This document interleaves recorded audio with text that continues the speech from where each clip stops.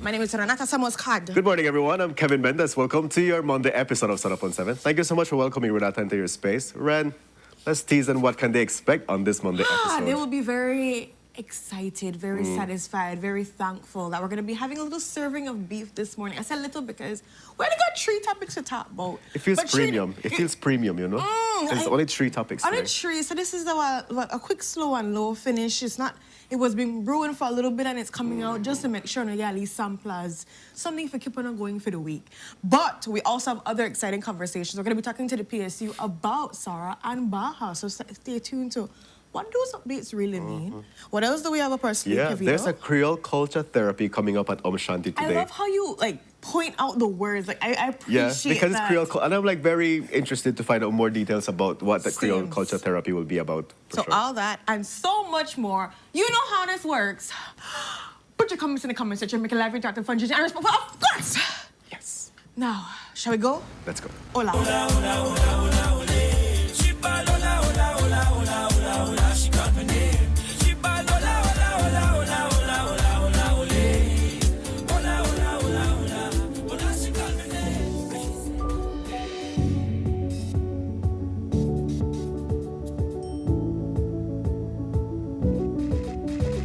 I've come to find that the truth isn't what we were told.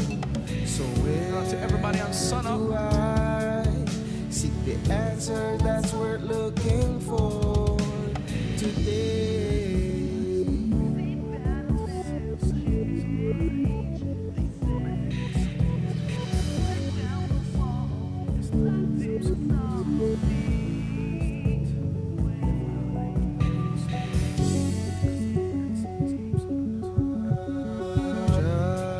Just in time, And he's here to talk to us the about writing appears on the the show that we're on wall. right now. Tell me, You this and one you're I were the first ones to see. And we're going to be talking about the hot shush that has been The happening world in that Belize we see so may far. seem that it'll never change. They say, but if you tear down the wall that's blinding us all, you'll see the way today.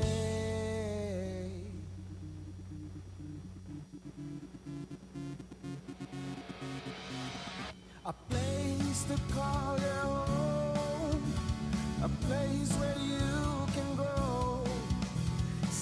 Muy buenos dias, my beautiful Sunup on 7 family. Welcome to your Monday episode. It's January 12th. I want to say thank you so much for welcoming Renata into your space. If you're watching via Facebook, YouTube, or cable TV, it's a pleasure interacting with you today.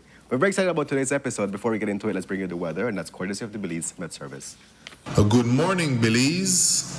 Satellite and surface observation showed clear to partly clouded skies with little to no rainfall observed. A relatively dry north to northwesterly airflow supported mild and generally fair conditions. The 24-hour forecast: sunny with a few cloudy spells today and cloudy at times tonight. Showers will be isolated with a medium chance for a few more occurring mostly over some northern and southern areas tonight. The maximum temperatures for today will reach 80 degrees Fahrenheit along the coast, 84 inland, and 74 up in the hills. The low temperatures for tonight will be around 70 degrees Fahrenheit along the coast, 67 inland, and 61 up in the hills. The winds will be from the north-northwest at 5 to 15 knots, and the sea conditions will be choppy. A high tide occurred early this morning at 6 o'clock. A low tide will occur this morning at 10:44, followed by another high tide this evening at 4:55, another low tide early tomorrow morning at 1 minute after 1. The sun will rise this morning at 6:25 and will set this evening at 5:36. The moon will set this afternoon at 12:42 and will rise early tomorrow morning at 7 minutes after 2. The outlook for Tuesday and Tuesday night: cloudy skies at times, showers will be isolated with a few more expected mostly over our shore and some coastal areas Tuesday night. For a review of our forecast and other products, please visit our website at nms.gov.bz. Our next forecast comes out at 12 p.m. this afternoon. With that, we're in this morning's forecast from the Belize National Met Service.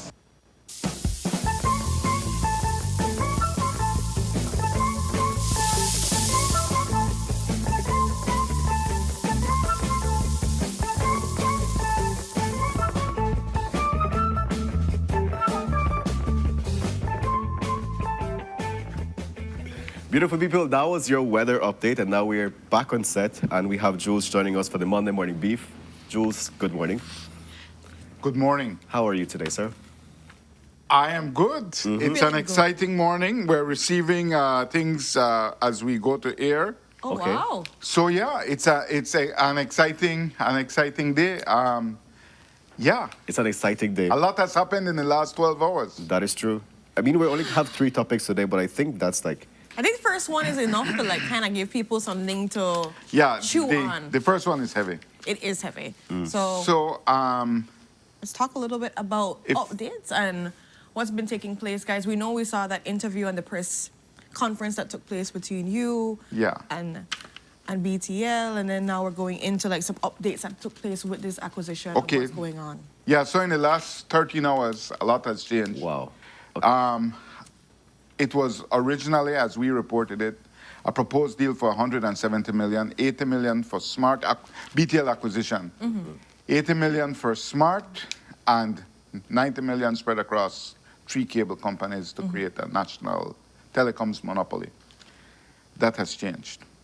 In the last 12 hours, we have seen Centaur announce, and the young man I sent you the letter I sent you it fresh via WhatsApp. So you should have that original letter via WhatsApp. And so Centaur has announced that they are delinking from the sale. What? So Centaur is no longer on the table, and that means Completely the out. other 2 cable companies are gone too. Let me explain. Okay, yeah. So as far as I believe, the cable side of this is dead.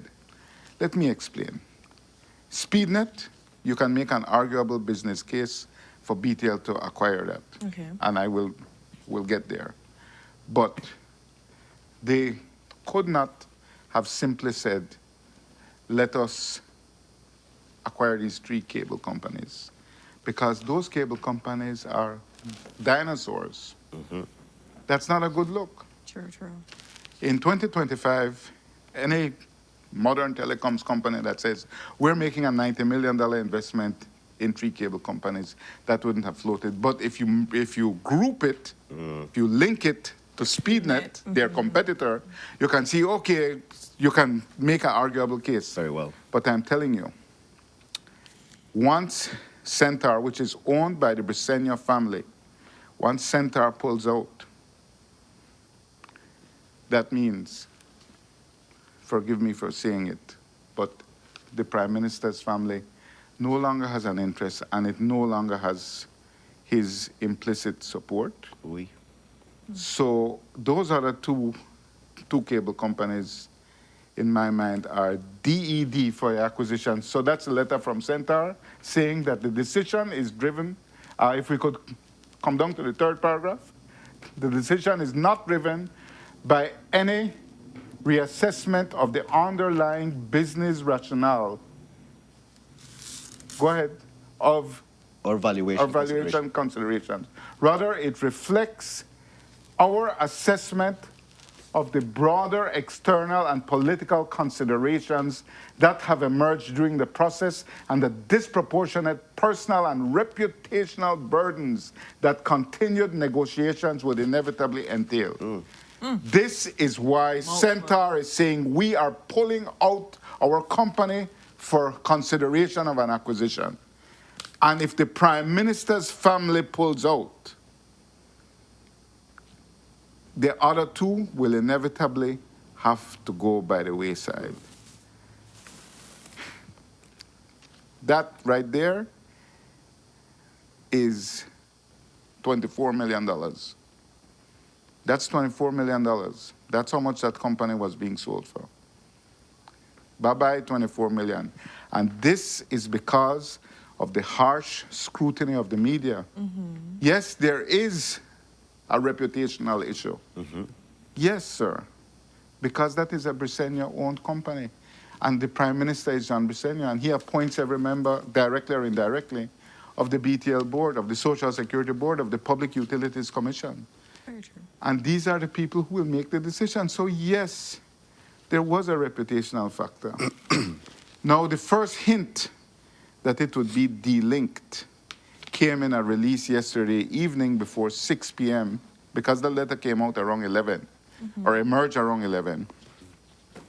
The first hint that it would be delinked came at 5:45 p.m. from Lord Ashcroft. He sent out a release, and we have a copy of that. And he sent out a release saying that he has no economic interest whatsoever, whatever will reach there. The proposed sale of SpeedNet to Belize Telemedia Limited can stand up to full scrutiny. The sale of SpeedNet to BTL is not conditional on the purchase of the cable companies by BTL, and the trust has no information concerning these other transactions. They tried to use the cover of SpeedNet, which is arguably, you can see the business case, to smuggle in the cable companies, the dinosaurs, to get the dinosaurs in. So if we can show that release again, gentlemen. So that's the release, but the best part of this release, stop it right there. The lunch is naked. Everyone can see what is on the end of every fork. Renan Briseño, Jaime Briseño. The full sale value is $80 million, or the full consideration is Belize $80 million. You'll see it on the last line there. And 77.5 is owned by Waterloo Group Charitable Trust. Oh, he has trust until we can't trust anymore.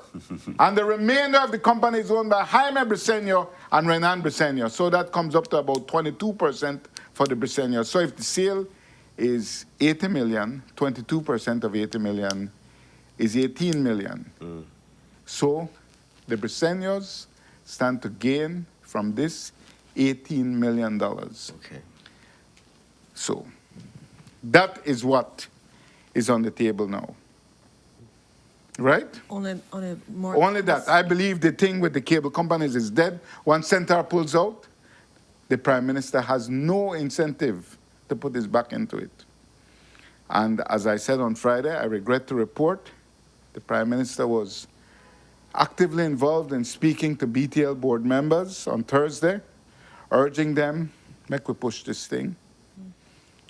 That is my reliable report. So, this is where we are. Can a board appointed the super majority of members, the BTL board, can they make an objective decision when so many of them are directly politically beholden? Let us be clear. A member of the BTL board has resigned in protest of the chairman's behavior. A member has resigned. Chandra Nisbet Kansina, we have the another person too that also is considering. Imogen Habet is also considering. These are Social Security representatives on Friday. None of them attended the meeting. Only one Social Security representative, Alan Pollard, I want to clarify, is a Social Security representative. He attended Friday's board meeting where the vote on the acquisition was deferred. Okay. Where the vote was deferred. Alan Pollard is the only one attending for Social Security. And Social Security instructed its directors, and as I understand it, Mr. Pollard held the line that at this time we do not have enough information to make a decision on that. Critical negotiations and transactions are being done without board involvement and inclusion, and the chairman of the BTL board refuses to disclose documents and agreements to board members. That is the feeling of the Social Security board representatives on the BTL board. Social Security, the workers' money, owns 33% of BTL. They have a right to act in the workers' interests. Of course. So, I don't know what will happen if they will appoint new persons from BTL board, from Social Security board to the BTL board. Okay. Let us see the Social Security Board of Directors. I think we have it in there. So the Social Security Board of Directors, as I understand, the BTL chairman and others are coming over to the Social Security Board sometime soon and will try to make their case. So this is the case. Belize needs a monopoly. That is what they're saying. Starlink to come. So we need a monopoly. Let me start with Mr. Ashcroft. Mr. Ashcroft says that in the release of yesterday, Lord Ashcroft has no economic interest whatsoever in the Waterloo. Can we show the Ashcroft release? In the Waterloo Investment Charitable Trust. Bring up the first paragraph of the release. Bring it up to the first paragraph, that's second. If we can show the top of the first paragraph, it will say that, yes, there we are, SpeedNet, owned by the Waterloo Group Charitable Trust. My goodness, another charitable trust. Let me go through the charitable trust I have had to endure. Belizeans have had to endure these nothing burgers that they keep, Mr. Ashcroft keeps pushing on us. And if we eat all right, we got gas, sir, because nothing not in the burger. Sunshine Trust, I remember that one. BTL Employees Trust, the BTL employees still wait for their money. Last time I heard Mr. Courtney speak about it in 2018, he was in court. BTL Employees Trust, we have so much tens of millions for the workers. Workers can't get nothing yet. You the tech with the konomono, Mr. Ashcroft, you the play in our face. We're not simple. Damn all of them charitable trust and nobody can get no charity yet. All you get the profit. 230 million from the accommodation agreement. That may be going to our next trust, but no. Fees and interest and loans and gone. Sunshine Holdings Trust. Belize Healthcare Charitable Trust. Show the Lee bouncy house looking place, Mr. Denver. Aha. Belize employees, that them going to build a hospital. Ashcroft may give them a donation. One or the trust may give them a donation. This was supposed to open in 2011. That was named the Belize Healthcare Charitable Trust. Sanford, some group, Sanford out of the US, a credible group, I believe, said they would build a children's pediatric hospital. Play with people breads. That may be opening in 2011, but something with the government and the government. Stop playing with people, man. Stop tech weave is simple. All of them trust, and nothing can happen yet. We not trust the trust. We don't trust it. You can't trust it. So that was the Belize Healthcare Charitable Trust. Nice one. They also have the Hayward Charitable Trust. I think they own Dunkeld. Dunkeld, a big corporation. One registered at St. Croix, one registered at British Virgin Islands. The Hayward Charitable Trust, this is their website. The website is full of information about judgments, Supreme Court judgments, how much money they get. I want to know, Mr. Hayward Charitable Trust. At least that website is still open, still active, but I want to know who get from the Hayward Charitable Trust, sir. And what was it about? It's just another one of Mr. Ashcroft's charitable trusts for the people of Belize, but we can't see the charity yet. I always see that the profit. So, I want to be specific. Let me continue. There's a Belize Social Development Limited. That's not a charitable trust, but it sounds very charitable, but they didn't do any charity. Hayward Charitable Belize Trust. And now we have the Waterloo Group Charitable Trust. This is one of Mr. Ashcroft's favorite lines. He has no economic interest. I've been hearing it for decades that he have no economic interest. So where is the charitable expression? Because all we see are the profits and the assets increasing. So now, the Waterloo Group Charitable Trust, they own 77% of SpeedNet. And they're making a case publicly that BTL should acquire it. It's in BTL's interest to acquire it. I am telling you now, a monopoly is not suitable for Belize. For 20 years, we have been told, rightly, that competition is best for the marketplace. I agree. In this very small economy, it is hard to manage two telecom companies operating against each other. I can see the wisdom in that. But who will protect the consumer when there is a monopoly? The PUC hasn't even agreed to this sale, to this merger acquisition. Acquisition. But on Friday, the board almost took a vote. The board almost took a vote for all political hacks appointed to the board. And that's standard. I understand how politics works. But I am saying that these people cannot decide the telecom's future of the country.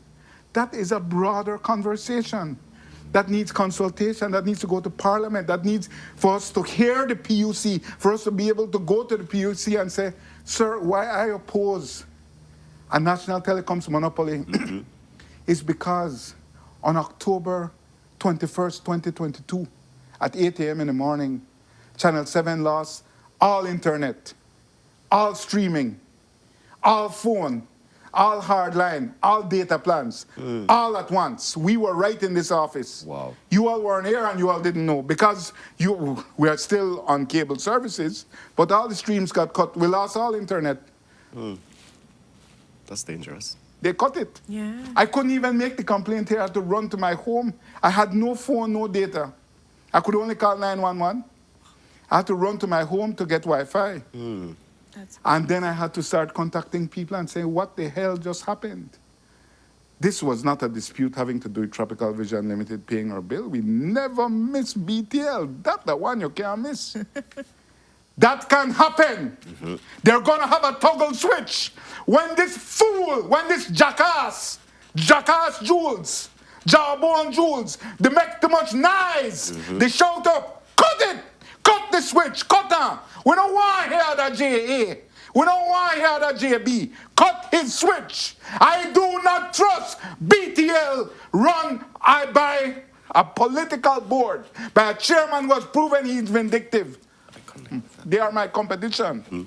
Colorblind Production, owned by Audrey Wallace, former BTL board member, UDP. They can't get from BTL wireless IPTV service. It's an all-local channel. She can't get from BTL thing. Why? Because you're the politics. Because you're the UDP. Because you're made up on the board. Because something. Audrey can't get mine. So this is a producer of our local content, but because it is run with politics first, Yeah. and I am willing to accept that may have been the case for the past 20 years or 15 years, that the board is primarily politics, PUDP, good. But that is in a competitive landscape. But now we're going to a monopoly. Let us be clear. The Chamber, and we have the release from the Chamber of Commerce. The Chamber of Commerce's press release spoke only about SpeedNet, the acquisition of SpeedNet. And Victor, we have that release. Let us show it.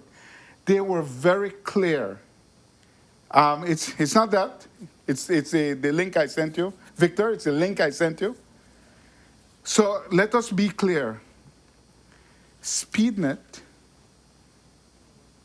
creates a threat. The acquisition of SpeedNet creates a threat of a monopoly. The Chamber of Commerce said, we are not prepared for this right now. Belize needs consultations. We need laws to protect consumers. A position of serious and substantive concern that it will be potentially harmful to the national interest. They weren't talking about the cable companies, right? They're talking about the acquisition of SpeedNet. Should only proceed after proper consultation with shareholders and stakeholders, including civil society. Unacceptable appearance of conflict, undermining trust in the process and raising legitimate questions about whether this transaction serves the public good or private interests. The Briceño family stands to gain $18 million from the sale of SpeedNet. The board of BTL is appointed by John Briceño. His family stands to benefit directly. It's too hot to handle. Yeah. Sell your shares to somebody else, Breads. Maybe so it could happen. But those are the two mitigating factors as I see it. We can argue the business that, you know, that BTL will gain a lot of revenue. You know, there are two ways of looking at it. BTL can buy the company and they will gain a lot of revenue, or they'll gain smart revenue, especially on roaming. That's a big generator of revenue now. But you can just leave SpeedNet and bleed them out. That's another way to look at it. That was what was asked, yeah. You don't have to make a deal. Yeah. You can let them bleed, and then you take over the market anyway. Oh, but Starlink is coming, so we need to be safe from Starlink. Well, sir, let us all face Starlink. Make us see who could stand up. Yeah. How is Starlink a threat? Starlink is a threat. I believe Starlink is a bogeyman because in another year, I can't get its service. Isn't it for rural areas? It isn't Right, specified? but it's been limited, and eventually I think they'll continue to push and offer themselves as a full service provider, right? As a full internet service provider, Okay. right? But as I know it in Honduras and Guatemala, they don't have up towers. They provide satellite internet Yeah. to homes, to businesses. So it doesn't threaten on the data end. It may threaten on the home end. But why should SpeedNet get bailed out of facing the competition when everybody has to face the competition? Why should they get bailed out and cash out for the Waterloo Charitable Trust? I can't trust it. So I am saying that taking out the cable companies, as they now have, I believe makes it much more workable, but it is still, or much more arguable, not workable, arguable, but it is still dead in the water. And I want to correct the chairman pounced on me at the press conference when he used the word. When I used the word cable, he said, no. These are not cable companies. These are not cable companies. The He fancy said, word that he used. these companies are not, in our view, cable companies. We're focused on the broadband side, on the fiber. These companies that have been moving over to fiber backbone and fiber infrastructure, he said. We call them content over fiber. That's what yeah. This is Orwellian. This is 2 + 2 = 5. That's what they tell you in the double speak world.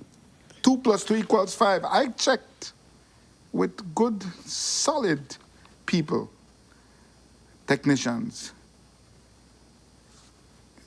They have Next Gen, CTI, has about 1/5 of their customers on fiber, but the majority and super majority remain on copper coaxial cables. So it's not fiber into the home. Yes, some homes, but that is only 1/5 have fiber into the home. Okay. There's still cable companies. The same for Southern Cable Network. They have a few connected by fiber. It's still a super majority of copper cables. The same thing with Centaur. They are a majority copper cable company. I am just saying, don't try to swoon us with your fancy talk. Content over fiber provider. Content over copper provider. Content over copper provider. And I am repeating, were the sale still to be contemplated, local channels cannot be sold as shuttles. That we are the property and you just push we over because we are not being paid for content. I've raised this before, I won't go into it. They pay HBO, they pay ESPN, they pay all of them, they're not. Yeah. They do not pay us for our content. Yeah, there was even a piracy case, remember? With the... Well, there have been many piracy cases, and we're a country of pirates. But we have to be honest about who we are. So let us move along. So- I think, go ahead, Kevin. So, I'm like, sorry. given everything that has transpired in the last 13 hours as regards to this acquisition, where does that leave us today, and what do you think is going to happen this week? Well, it'll be very great. It'll be very interesting. I think that there is still urgency to push this deal through. And I think that you say the Prime Minister has a lot banking on it. And I'm sorry to use the word banking. I don't mean it that way. But I think the Prime Minister is kind of wounded by the public exposure and the scrutiny. And that's why Centaur is pulling back. Because it was obscene. It really was obscene. Because the whole package of Centaur would have been about $45 million. Well, 24 for the cable, 18 for the SpeedNet, and another 5 or so as half of Southern Cable Network, upwards of 45. And so I think it is incumbent, the Prime Minister sees it as incumbent upon him to push this SpeedNet one through. And there will be great urgency to do it. But my prediction is, and Mr. Ashcroft is pushing him very hard to do it as well. Mr. Ashcroft wants to get rid of this. He's been wanting to get rid of it for some time. You see, Mr. Ashcroft, don't forget, in 2008, 2009, he was happy for competition because he had a duopoly. He was managing, he had ownership of Smart and BTL. So he made a win on both. So he had, I should say, majority ownership of Smart and BTL. That's the kind of competition where Mr. Ashcroft likes. He likes that competition, Smart and BTL. All right, I got my hand in at the two pot. I'll stir one and I'll spoon it over to the next. That's the kind of competition he likes. But when that changed, that's when he starts to mock the employees. With the BTL Employees Charitable Trust, tens of millions available. He had a meeting, invite out 500 employees, 6 showed up. I won't go into the old history. I'm just saying people see through your lie.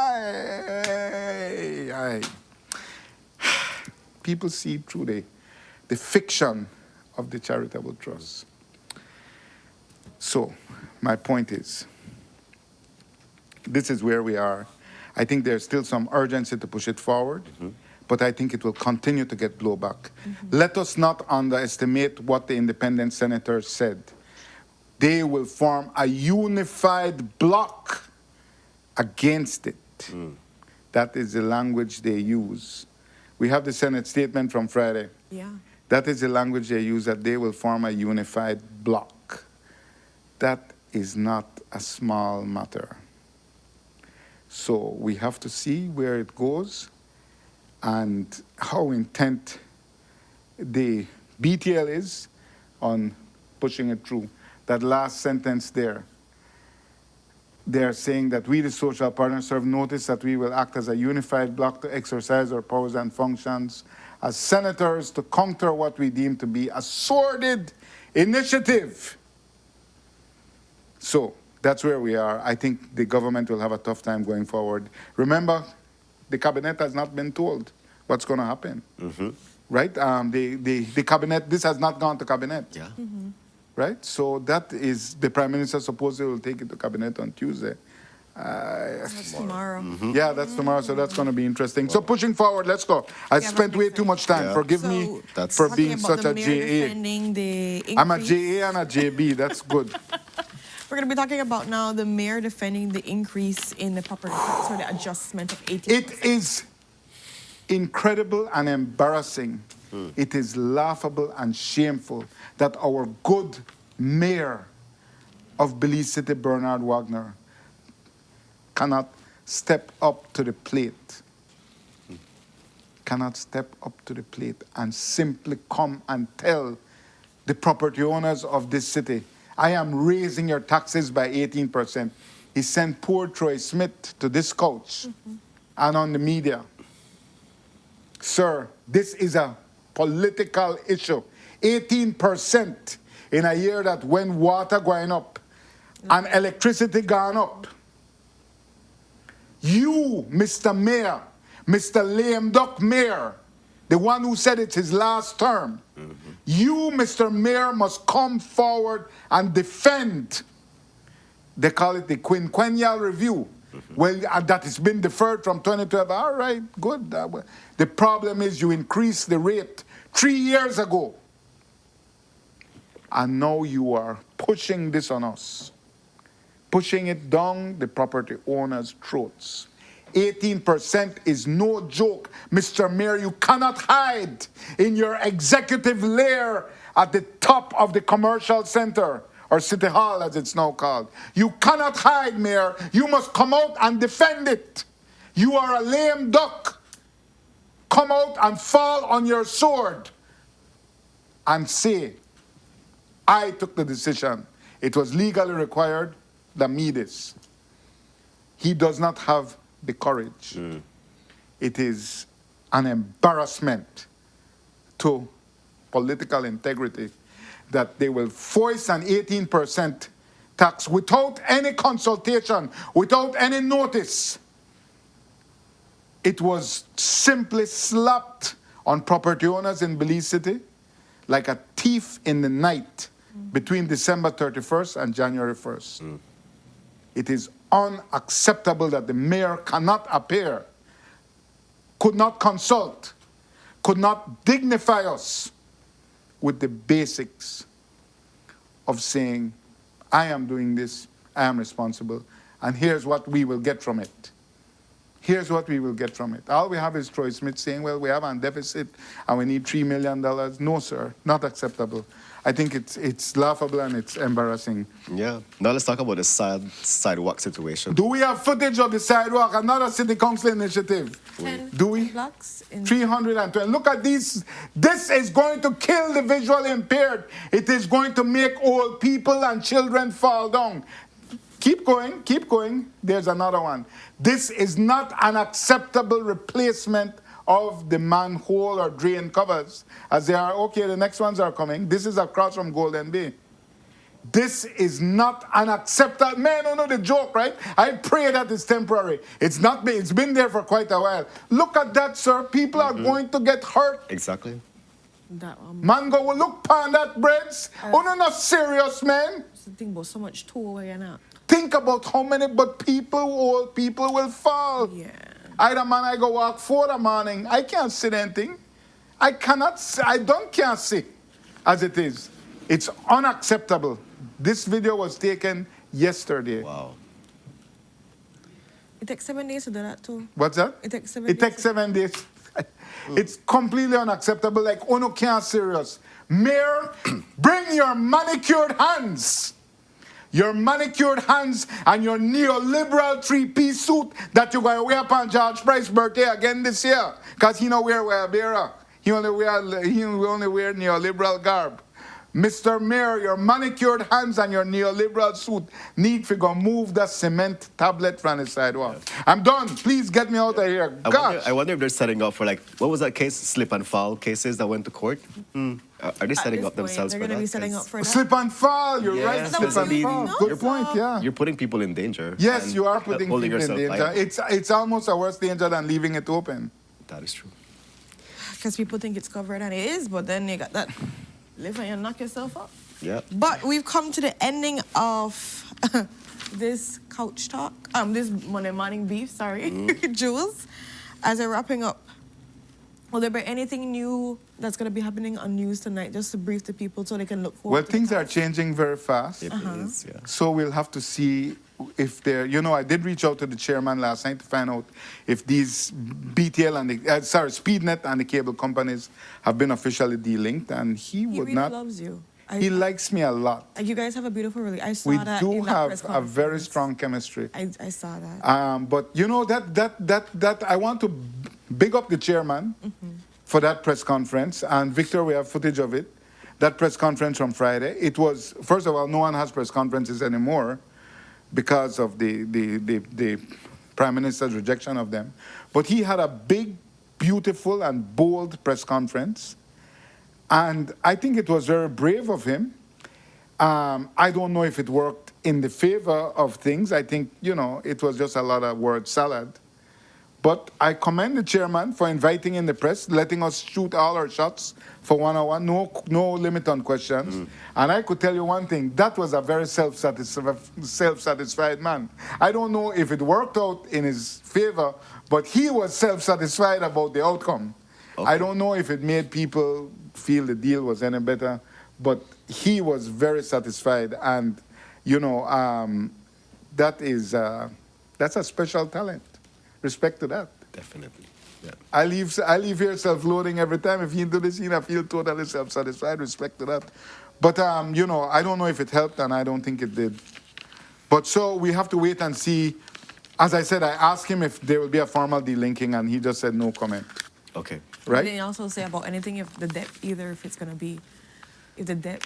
Yeah, well, as I said, I think Mr. Ashcroft has said that unbelievably, he has said that the debt is not there for SpeedNet. SpeedNet will not bring over debt to BTL, but the chairman would not answer me on whether BTL, on whether the cable companies would have. But as I said, I think the cable company issue is DED. Okay, so we'll look forward to seeing what tonight's newscast is going to be bringing. Thank you so much. I feel like I think this might be something where you're going to offer. So I never check your pressure. You but never you did. And so next time we have to check it, okay? Yeah. You done promise for the new year? Yes, I did. You have 2 birthday shout-outs to do, Ren. Oh, we do have 2 birthday shout-outs to do, yes. We're going to wait for them to bring up the pictures. 2 birthday shout-outs. And let's start with the first one from our staff. Yeah. None other than Melissa, it is her birthday today. So screaming, happy blessed birthday, Mel. May this new chapter be filled with all of the peace, happiness, opportunities, laughter, and growing closer to God that you desire. I'm hoping to see it's going to be a beautiful new year for you. We love and appreciate all you do at Channel 7. Definitely. And we're hoping that you have an amazing... Oh, it's Melissa's birthday. Yes. Special. I love it. Yes, Yes, it's it is. Melissa's birthday. And Awesome. still, we have a nice picture from where we staff social too. It's beautiful. Awesome. Yeah. Happy birthday, Mel. And this is for Tamika. So Tamika is, she's turning 2 today. So, and she's a big fan of Sunup on 7, starts her day with us. So we want to wish you a happy birthday. Happy birthday, beautiful little girl. I'm hoping that it's filled with all the joy. It's Tamani. No bad. Tamani. Tamani? Her name. Oh, that's very pretty. Tamani. Tamani, happy blessed birthday for you, darling. May it be filled with all of the discovery, joy, happiness that your little 2-year-old heart desires. May you continue to grow in love and be a blessing to others. Yeah. Happy birthday. Happy birthday, Tamani. Hopefully you're watching us. Yeah. So with that, guys, we're going to go to our first commercial break. We do have a sunrise for you. Is it from you, Jules? No, that's not. We'll that's see. very beautiful. Oh, wow. It's from Jamie Usher. Jamie, thank you so much for this, Jamie. This is gorgeous. postcard worthy. So with that, we're gonna go to our first commercial break and we'll be right back. Stay tuned.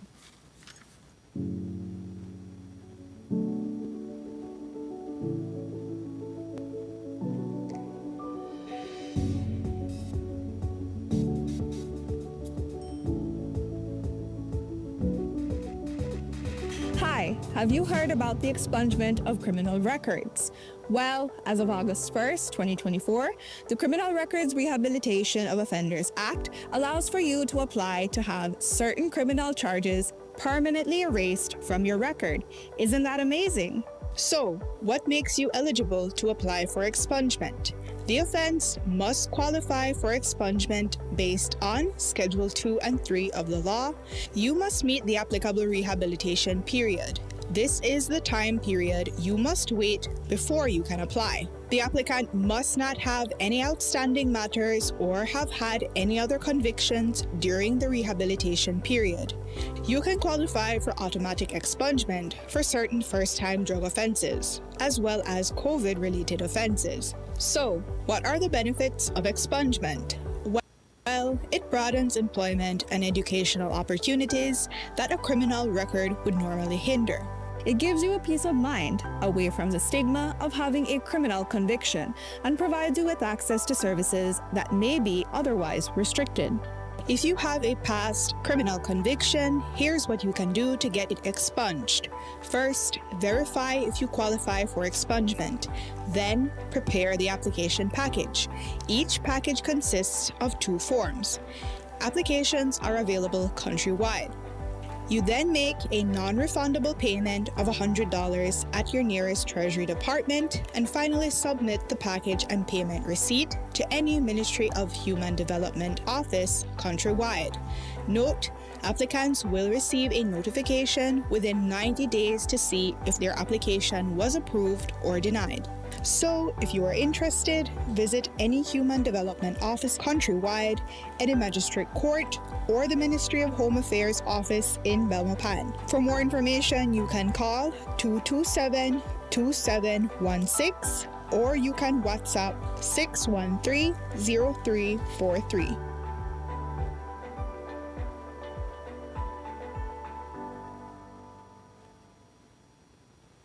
Riding dirty, tryna catch me riding dirty, tryna catch me riding dirty.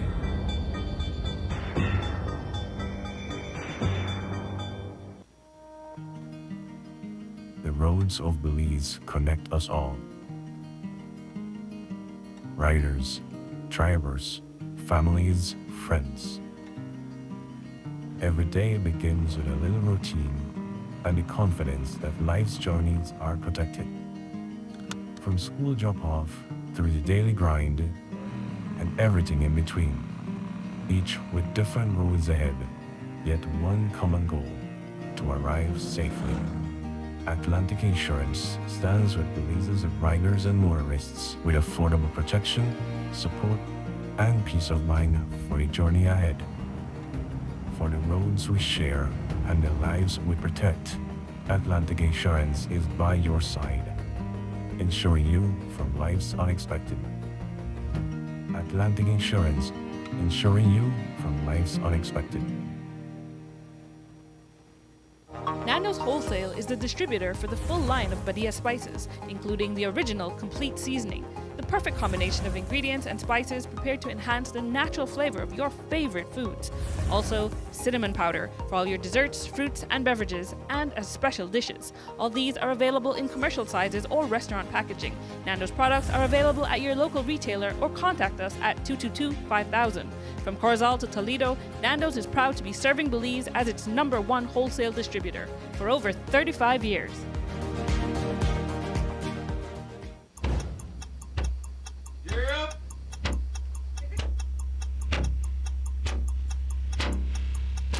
These charter mints aren't from We're navigating along the coastline. This morning, the 2023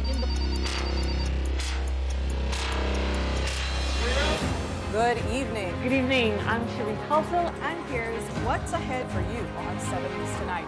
We've got details of these and other stories in our newscast for tonight. Good evening. With your news, I'm the bureaucrat. Belize, You're watching the Nation Station, Channel 7.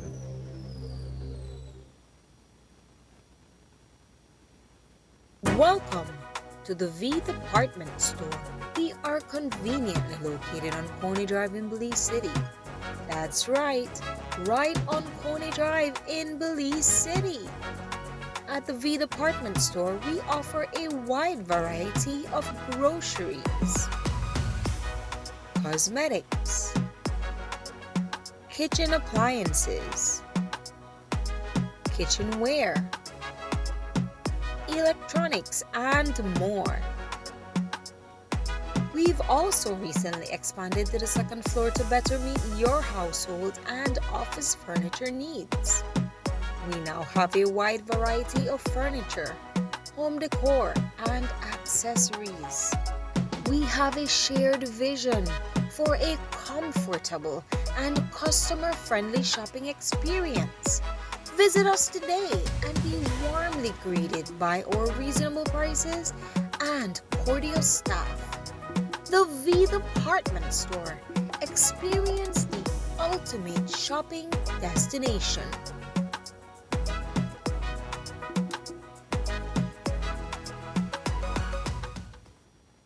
Wake up to positivity and inspiration. It's a fresh and diverse twist on your mornings. Tune in to Sunup on 7 every weekday morning at 6:30 a.m. right here on your Nation Station, Channel 7. It's the morning show you don't want to miss.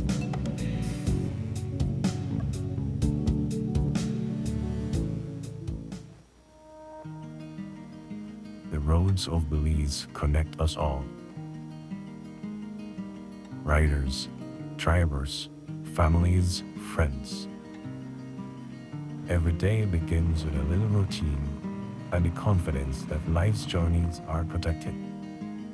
From school drop-off through the daily grind and everything in between, each with different roads ahead, yet one common goal: to arrive safely.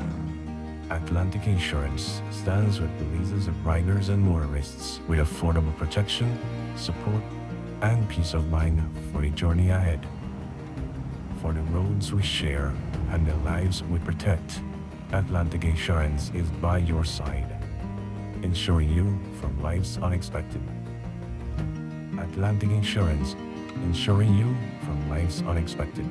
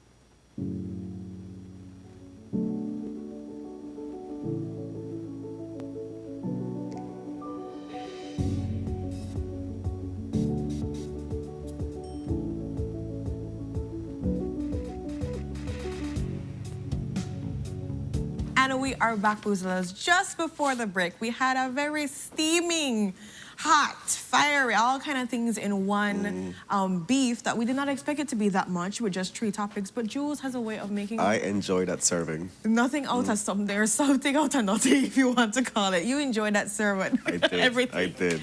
And now we're moving into a lighter, positive, very wholesome conversation because everybody loves the art.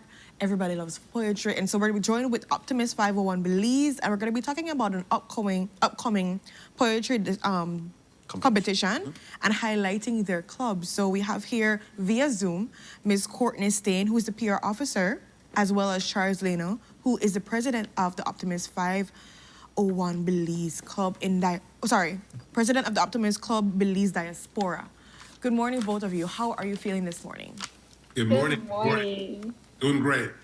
Yep, same here. I love your outfit. Oh, thank you. Is that a compliment for Renata and I, or just Renata? I'm teasing. Thanks, course. I appreciate it, girl. I'm excited for this conversation because I haven't heard anything about poetry That is for true. this That year. is true. And also, like, it's always a great conversation with Optimist 501 Belize. You That's always true. are You up guys are to doing some great stuff. great endeavor or activity in the community. So before we get into the poetry competition, let's do a check-in. Yeah. The last time we had a conversation with you, what has the club been up to? So let's invite you, Courtney, to give us a quick update to let us know what have you been up to? How did the club start the year? So last time it was for the annual fundraiser. Uh-huh. Now October was like the end of the fiscal, so we're introducing a new fiscal year, planning new activities. So it's been a lot of, planning, a lot of saying what we're gonna do for the new year. And then we introduced the poetry competition. So this is like the start of our activities. There's a lot coming up for this year. There's usually Optimist International Day in February that we'll do like a bunch of activities. Okay. There's an essay competition coming up as well, so people could look forward to that, and there'll be prizes for that as well. And then we will just be around the community doing a lot of things. And if schools want to like collaborate with us, or if someone has like an idea, they could always like reach out to us and we'll help them put that idea to fruition. All right, very well, thank you. So we definitely look forward to future conversations with you, especially like next month when you said there's gonna be like the Optimist Day that's upcoming. Yeah, they're going to be having an essay competition That's and gonna a lot be of a great different one activities. too. But I think it gives people something to look forward to. Definitely. And for this one specifically, we're highlighting the arts and we're highlighting poetry, which is a great form of self-expression, that people connect, that people can tell stories, that people can feel present, or they can disappear into the past or go into the future, which is what poetry does for you. So on that same note, talk to us a little bit about one of the first activities you guys are going to be doing for the beginning of this year. Like, how was this idea? Because I know you said from October, you're planning, you're being strategic, you're like, okay, we're going to bring this to Belize. Tell us how this became a topic of interest for you guys. The theme of the poetry competition? Yeah, let's start there. So the theme of the poetry competition stems off of the theme from the annual fundraiser, where the annual fundraiser was highlighting bridging generations and basically connecting like the younger and the older generation. The theme of the poetry competition is roots and rebirth. So we kind of expanded it so everyone can choose what they really want to write about. So we're giving a lot of creative freedom for the students. But the prompt is roots, hold memories, and more. What stories of cultural identity, heritage, and human rights live in you? So you can think about stories of your family, stories of your culture, and stories of human rights, and put anything into a poem. Wow. Okay. So let's bring you, Charles, into the conversation as we reflect more on the theme, roots and rebirth. I like it. I connect so much with that, especially as regards what Courtney mentioned, bring generations together, allows the opportunity for you to explore. I feel like in order for us to have a sense of identity or a sense of self, we always have to go back to our roots. Of course. So Charles, what kind of encouragement or how would you like people to dive into this theme to be able to have a successful poem that can definitely win one of the prizes that you have available for this competition? Yeah, I didn't hear you. Was that a question for me? Yeah, that was a question for you. What kind of encouragement or what kind of ways can people venture into this team, explore it, for them to have a successful poem to get one of the prizes of this competition? Yeah, and let me just, before I answer that question, let me just go back to and piggyback on what Courtney said. This is actually our third annual competition. The first competition, which was done in 2024, the theme was around culture, town, and just the overall culture of Belize in general, but it was more restricted to the southern region of Belize. The competition was very successful. Okay. And then if you recall, we came on your show where we actually published an anthology. So based on the success of that, we wanted to make it into a national competition for throughout the country, countrywide. Last year in 2025, we had the annual competition. The guidelines were open to whatever the student wanted to write about.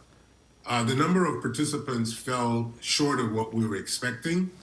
So again, as Courtney mentioned, we wanted to narrow the focus to give the students a more specific guidelines on what to write about. So we think that this year is going to be more successful given the guidelines, specific guidelines for the students.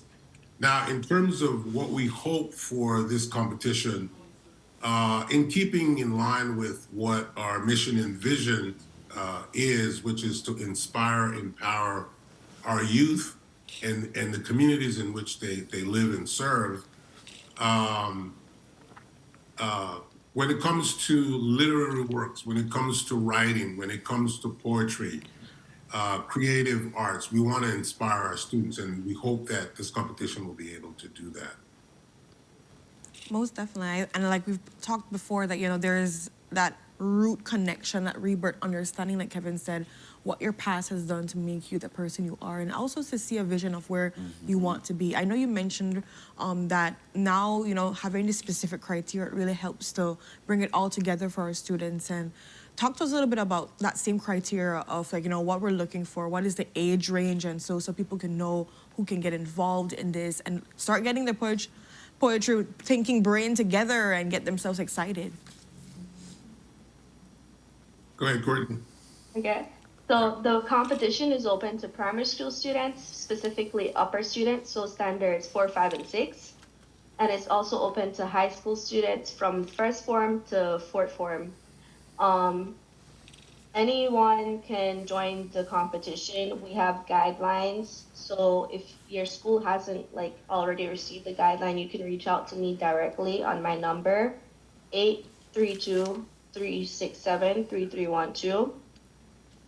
There's also some guidelines on our Facebook page. You just Google OC 501 Belize, the Facebook will pop up. Where do a Google search of the club with Belize at the end, and you'll learn a lot. The poems must be original. They must have titles and no AI work. They will be checked for AI. Follow the prompt. No greater than 20 lines, and you can submit up to 2 poems. And then we have a total of 6 winners that can happen from this competition. You have first place, second place, third place for primary school and high school students. Our first place prizes were sponsored by Veronica's Way, which is another nonprofit that sets up computer labs in Africa and the Caribbean. Oh, wow. So first place prizes are a laptop for high school and an iPad for the primary schools. Second place prizes are $500 Belize, and the third place prize is $250 Belize. That's really great prizes. Wow, this is some really great prizes indeed. I know. It's just all you have to do is really tap into your creative side, and this is actually going to help students learn a little bit more about their history and their past, and actually probably get them much more connected to things while writing this. I like the fact that you have no AI work in there, so they really have to sit and think and dive in properly to make sure they have a working masterpiece. And like you said, how that it's been sent out to all schools. Maybe if somebody is not hearing it, they can be able to, again, go and check out the Facebook page at Optimist 501 Belize. And there's going to be the guidelines on that, right? And then, of course, they can message in on that same page to get any additional information. And deadline to submit the poem is February 26th. Okay. February 26th. So there is enough time for people to go ahead and explore what are the guidelines for this poem. Think about what it is that you want to write about. Roots and rebirth. Yeah. That's a very great. I love the themes so much. I'm excited to see the poems. Yeah. Could we please get maybe a winner I was come out to say their poem, please? I would love that. I'm just really excited to actually hear what people produce. So if that's possible, please. That is true. Of course, I set something up. One thing I'd like to add. Go ahead, Charles. One thing I'd like to add: the poems that are submitted for the competition will be published in an anthology like we did for the first year. Awesome. Very well. So that's also an incentive for our students to see that their work is actually going to be published in a book, which I think is really awesome. No, that is beautiful. That is beautiful, yeah. It's really giving you that step to I'm out there and they can see my work. People can be able to connect with me. And maybe Bert's a person that wants to be a writer for all we know and wants to be a poet or whatever it is along that line. So thank you for that. That is true. So we look forward to that conversation with you to highlight who's going to be a winner of this poetry competition, to see what message they have to put out there to the Belizean folks and the diaspora that are tuning in. And of course, to like your upcoming events, we look forward to hearing more from you and how can our viewers and the Belizean community engage with you and the Optimist 501 Belize Club. As we wrap up this conversation, we'd like to invite you for any last words. Charles, do you have any last words to share with our viewers? Any message that you have extending them for them to participate in all your activities for the year, maybe? Please, the floor is yours. Yeah, we just encourage all the students, whether they be in high school or elementary school, to participate. This is a great opportunity for the students to get involved.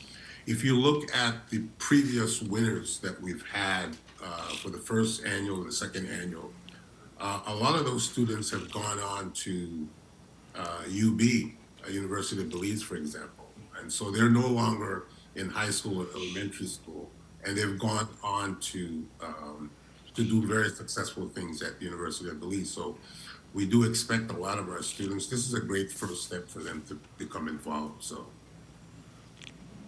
excited, and continue to keep up the great work. We look forward to having that follow-up conversation with the poetry competition winners, as well as more conversations with what you guys have planned in February. And of course, because there's a calendar, so we're gonna be having a lot of back and forths and a lot of advertising to allow people to be connected to what the great work you guys are doing. So thank you so much for that, and Happy New Year. Happy New Year. It's gonna be a great one. It's gonna be a great one for sure. And with that, guys, we're gonna go to our next commercial break. But when we are back, we dive into exciting conversations because we got our Creole culture therapy happening that Kevin is very much like all about. We see some young people. I'm wishing that they'd be on the couch too as well. So we're gonna see exactly what this Creole culture therapy is all about. Stay tuned.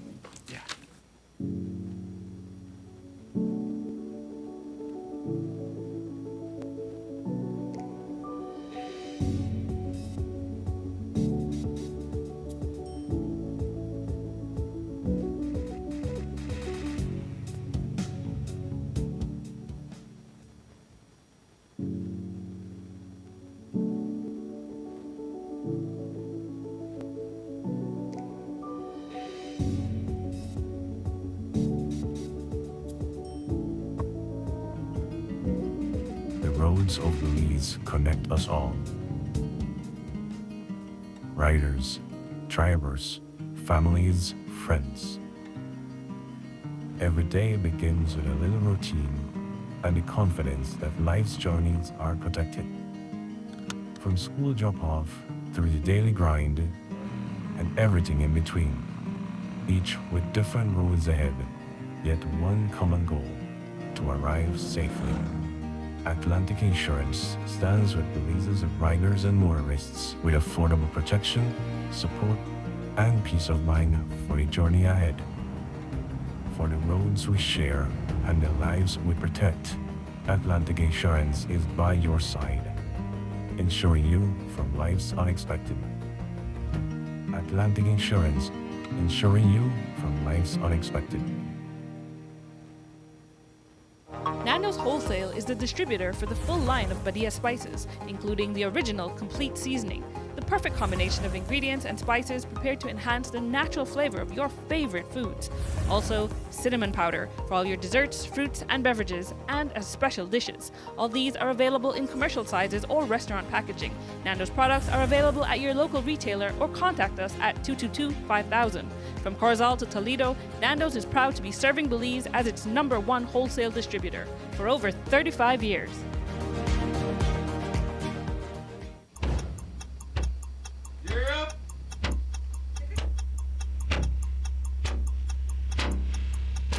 These charter mints aren't from We're an navigating along the coastline. This morning, the 2023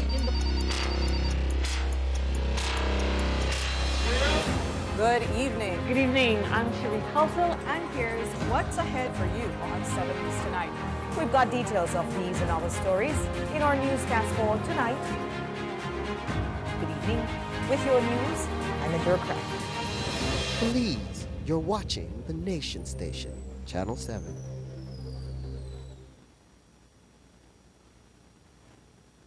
Welcome to the V Department Store. We are conveniently located on Coney Drive in Belize City. That's right on Coney Drive in Belize City. At the V Department Store, we offer a wide variety of groceries, cosmetics, kitchen appliances, kitchenware, electronics, and more. We've also recently expanded to the second floor to better meet your household and office furniture needs. We now have a wide variety of furniture, home decor, and accessories.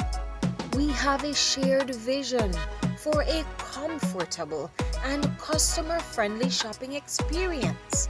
Visit us today and be warmly greeted by our reasonable prices and cordial staff. The V Department Store. Experience the ultimate shopping destination.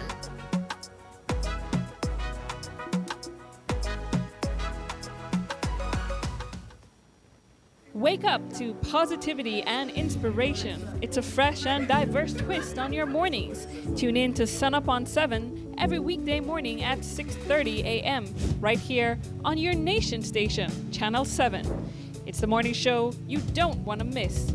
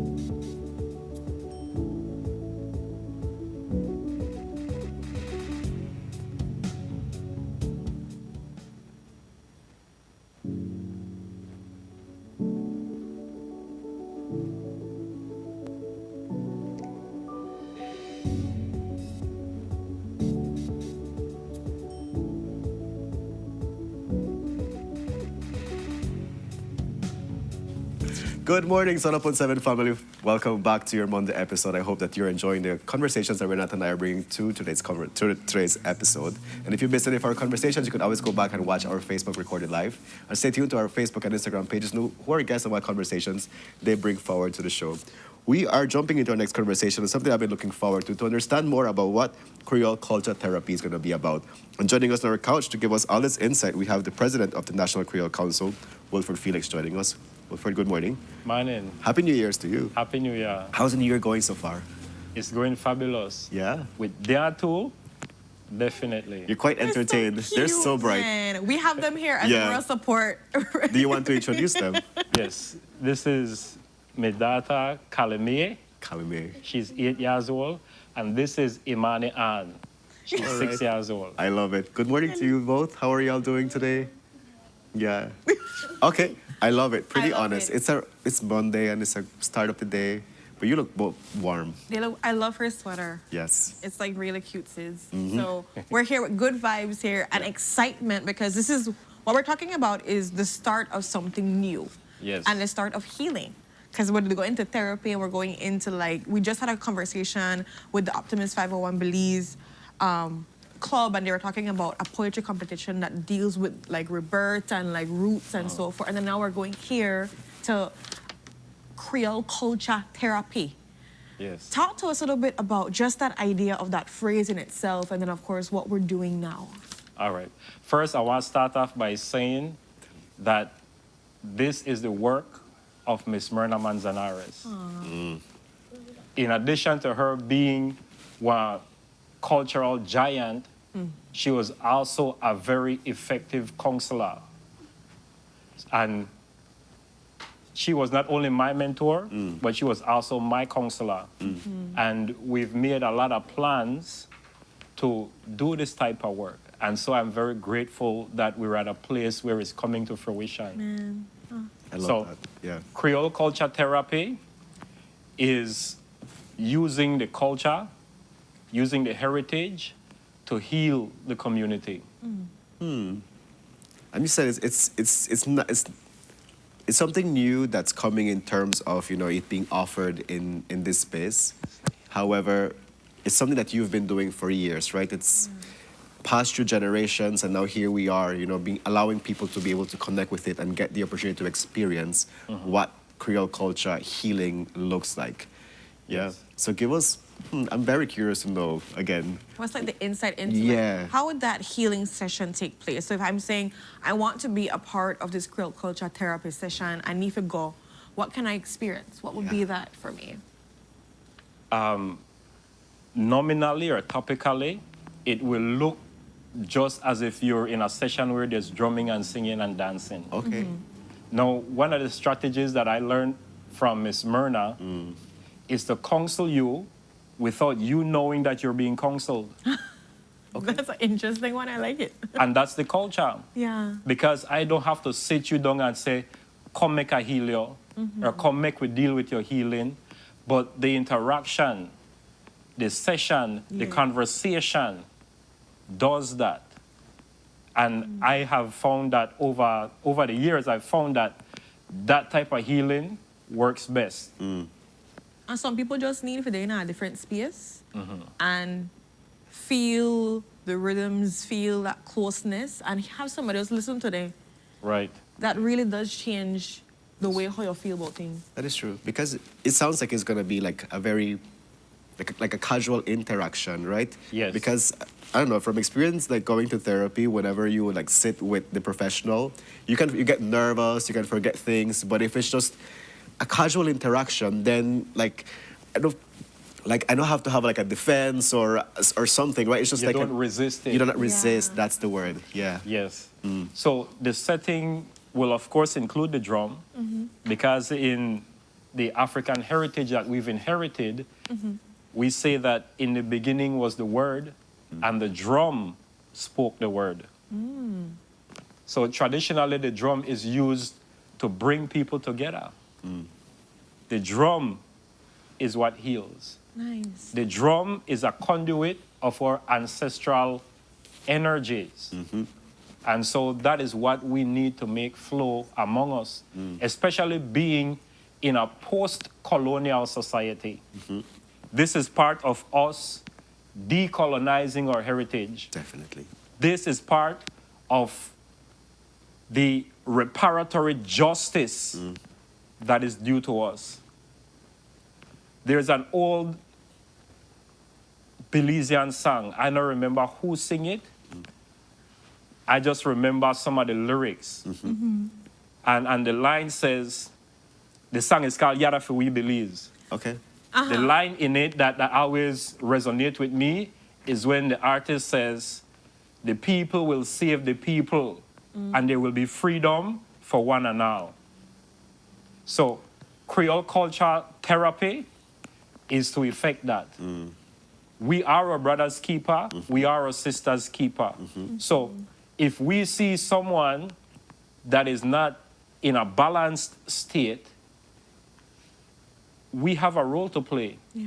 Because that individual is a part of the same society, is a part of the same community that we are in. And so if you're not a part of the solution, then you're a part of the problem. 100%. Right? Yeah. So I don't know anyone that doesn't need healing. That's not true. We all need it. Yeah. And so I am extremely grateful for Shanti to provide the space for us to engage our people in healing. Culturally, our people have always found a way, the Creole people have always found a way to persevere, to live on and to continue on, despite the tragedies and the atrocities that we have had to live through. So the way that our culture is structured, the way that our music is formatted is purposely for healing. I love it. So people that are hearing this conversation now, Wilford, and they're like connecting fully to it, and they'd really want to be able to go to a session and, you know, be a part of this. I know that we said that we're starting off small and then we're gonna be seeing how it works and then rolling out. This is a pilot right now. How do they connect? Where would they go to like set up a session? How long would these sessions be running? Like, give me some of the details so people can be able to put their calendar together. So the sessions will be held every Saturday. Every Saturday. Nice. Starting the 24th. Okay, so that's next week. Next week, Saturday. Next week, I had to Saturday. double check just so I'm like, okay. Next week, Saturday. And Yes. what time will it be? It will be 6 to 8:30. In the night? 6 p.m. to 8:30 p.m. Okay. Okay. All right. Yeah. Yes. And then it's going to be at Shanti. At Shanti. You can also make a reservation for food, for Creole food. Oh. That will be on sale. I was waiting to hear that because that's the part of healing, right? Right. And essentially, what we're having, if you use the correct cultural term, we got one Bram. Ah. And so we kill more than two birds with one stone. Mm-hmm. Because we use this opportunity to engage our people in a cultural healing, and we also reintroduce the concept of Brahm back into Belize City. Yeah. I love it. So, starting next week, Saturday, we're going to be out at Shanti from 6 p.m. to 8:30. 8:30. You have to reserve. Would you message the Belize Creole Council? Or No. We have, to tell you how big this is, Shanti took a page that they already had for the Belize International Yoga Festival and converted it into the Creole Culture Therapy page. Oh, wow. Okay. Yes. Wow. So you go up on Facebook, type in Creole Culture Therapy, and the page will come up. I love it. That is amazing. Okay. So, Yes. I'll put it in the chat and spell it correct for you. No, no, if you spell it. I will spell it there, and then they could go up on the page. Yes. They set up their session, and they could come out. Is there a cost? No, added to it? this is our communal session. So it's group therapy. So expect for, when you come out, expect for sing, expect for dance, expect for engage in a movement. Okay. Right? In the traditional African setting, when you go to the healer, maybe for whatever reason something wrong with you, the healer will ask you 3 questions. When last you sing? When last you dance? When last you play? Yes. Wow. Adults need to play too. That's true. No, that's Why? Because movement is an important part of well-being. I agree. And there's a whole science to that where we might get a time for delve deeply into. But when you move your body, the body itself releases healing chemicals, right? And so this is a part of what make Creole culture therapy important, because not only we want to engage you in the healing, but you're also going to be having fun. And for Creole people, most of we don't know we traditions to a deeper extent. So you want to when you come out, you want to learn the traditional Creole songs. You want to learn the traditional Creole dances also. I love it. It's a win at so many levels. Right. I love it. And Crofil like brata. So this are the brata. We're also going to have some entrepreneurs and artisans with stalls set up to have their products available for people. Oh, nice. We will have natural soaps, natural jewelry. We also will have painting. We will have one artist they paint while we have the session. And when the session done, the prints of the painting will be available for purchase also. I love it. Oh, wow.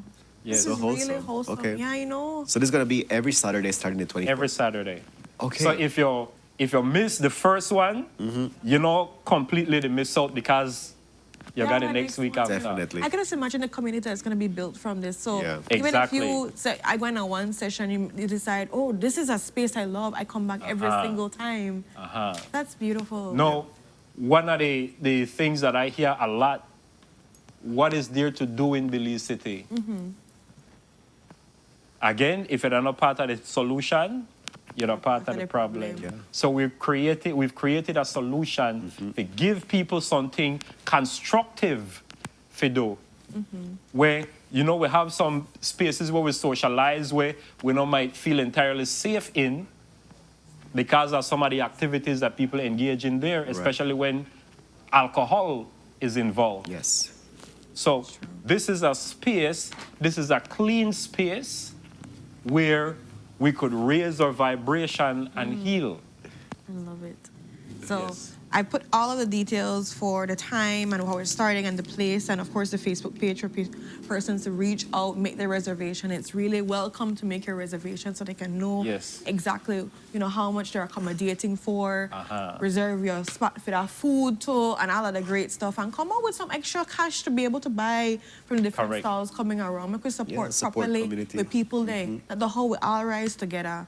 But as we're wrapping up, give one final push to remind people why, even if they miss this the next Saturday, the 24th, why they should make it a priority just to come to one, to just experience it. Creole culture, the foundational culture of Belize. So by extension, everybody in Belize is Creole. So you could be one East Indian Creole, one Garifuna Creole, one Maya Creole, one Mestizo Creole, or one Creole Creole.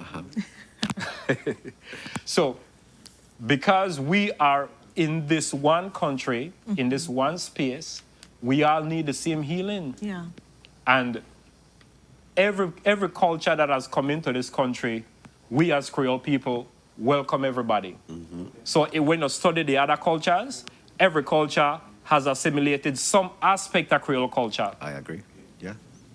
Right? Yeah. So this, that not only for Creole people, but it's for all of us. So make sure come out and get that healing, make we connect, make we find the Creole in a way and just be able to enjoy ourselves properly. So thank you guys so much for coming on, and I'm looking forward to seeing that is true. somebody make it out, guys. You know y'all come out and have a great time starting next week, the 24th of January at 6 p.m. to 8:30 p.m. at Shanti. You do not want to miss out. The reservation needs to be made. Come out and have a great time for a proper Creole culture therapy session.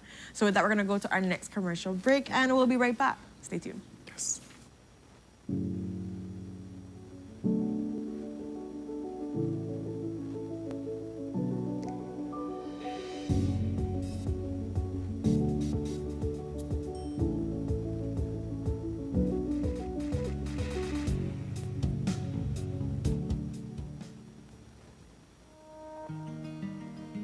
The roads of Belize connect us all.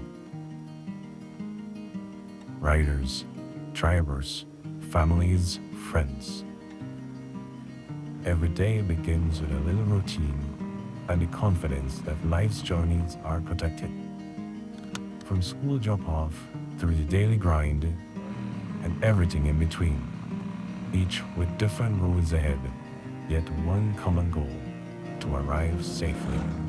Atlantic Insurance stands with Belize's riders and motorists with affordable protection, support, and peace of mind for the journey ahead.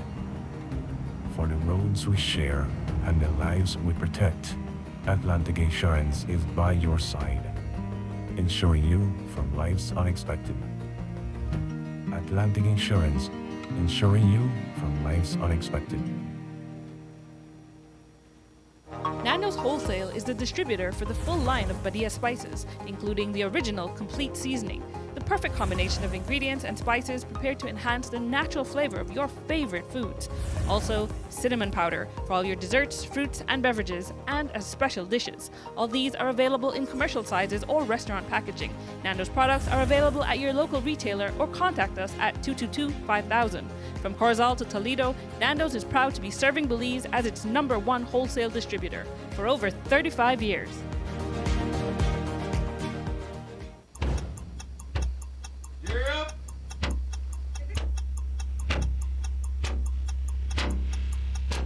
These charter means aren't We're navigating along the coastline. This morning, the 2023 in the Good evening. Good evening. I'm Cherie Kelso, and here's what's ahead for you on 7 News tonight. We've got details of these and other stories in our newscast for tonight. Good evening. With your news, I'm in Craft. Belize, you're watching the Nation Station, Channel 7.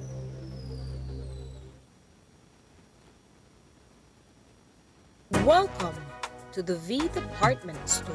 We are conveniently located on Coney Drive in Belize City. That's right on Coney Drive in Belize City. At the V Department Store, we offer a wide variety of groceries, cosmetics, kitchen appliances, kitchenware, electronics, and more. We've also recently expanded to the second floor to better meet your household and office furniture needs. We now have a wide variety of furniture, home decor, and accessories. We have a shared vision for a comfortable and customer-friendly shopping experience. Visit us today and be warmly greeted by our reasonable prices and cordial staff. The V Department Store. Experience the ultimate shopping destination.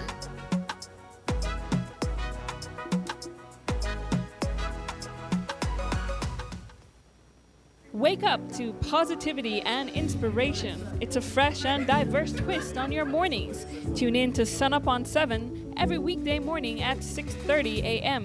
right here on your Nation Station, Channel 7. It's the morning show you don't want to miss.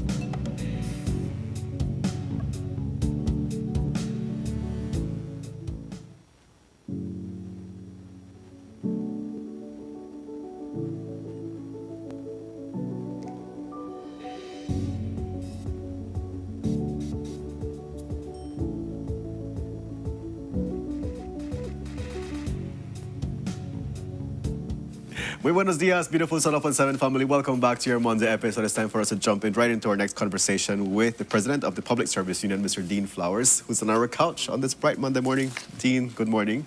Happy New Year. How is the New Year treating you so far? Any exciting things you've been up to? The New Year has been good to me. I mean, once there is health, once there is strength, thank God I haven't visited anyone of my family in a hospital since the New Year or at the kickoff of the year. So I got to give thanks and praise for that. But from a public service union standpoint, it's off to a very fast start. Yeah, definitely. Yeah, we're like, what, 12 days into the new year, and definitely there's a lot of conversations taking place in regards to like SARA, in regards to Baja, which is why you're here today, right? To give us an update as to what the conversations have been looking like. We know a new minister has been appointed for the public service, you know, what that will look like, all of these things. So where do we get started, Ren? Yeah, the last time we had a conversation, we were talking about what's happening with SARA. We know that we reported here that, you know, there was a halt until further notice, that there was now the provision of consultations that that should take place, because, of course, that was supposed to be in the beginning. But talk to us a little bit about what's taking place now with SARA, because it's fast-pacing. Is there consultation? What's going on? And, of course, then we can go into, you know, what's taking place in Baja. Okay. Well, thanks again very much for the opportunity, Ren and Kevin. It's always a pleasure to speak to the Belizean people to try to clear the air on a lot of the misinformation and lack of information that may exist as it relates to some of the issues that are happening within the public service that indirectly affects the Belizean people. And I think that's one of the points I want to drive home, that everything that happens in public service affects you as a citizen, whether you like it or not, or whether you are aware of it or not. Now, as it relates to SARA, we last met with the government on December the 18th. Okay. And that meeting, of course, was facilitated by the Ministry of Labor after we would have filed a trade dispute, whereby the new minister would have said to us there is no trade dispute, which the law does not give him any such authority. Okay. The law is clear. Whether a party believes or feels or is aggrieved, they can declare. And when they declare, the law is specific in terms of what the minister ought to do. And no, there is no provision in the law for the ministers to say to one of the aggrieved parties that there is no dispute. So that's why we pushed back on that, and he quickly corrected that, in fairness to him and the Commissioner of Labor. Well. So they would have invited us to a meeting on the 18th of December to speak with the Ministry of Finance, with the Ministry of Public Service. And surprisingly, they would have also brought in the Attorney General and the Solicitor General. Up to now, I don't know what their primary purpose is, but I would have to assume, based on a correspondence that I would have seen from the Financial Secretary, that it was to try to tell us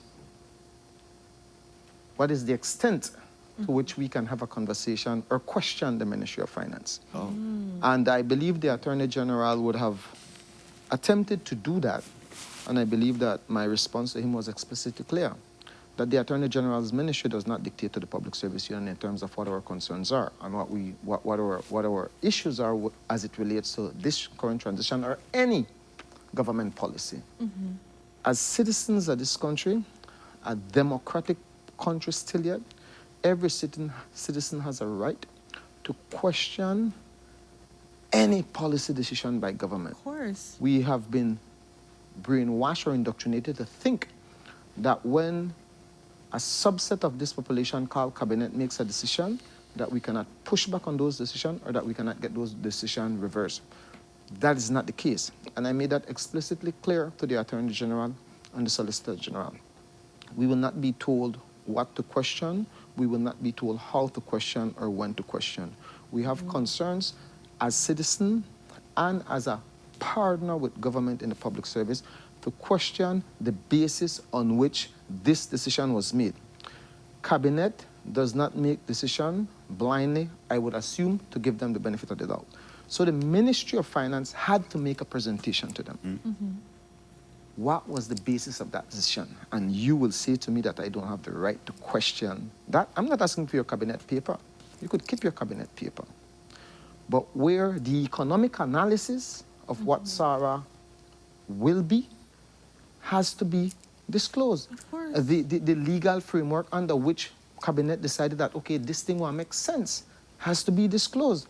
You cannot just make a decision and tell me that I can connection. But the argument that you will hear, and I said I won't read this. I will allow you all to read this for the Belizean people. In 2020, the government of Belize borrowed $14 million from the IDB to modernize the tax services department. And I have some little section here highlighted.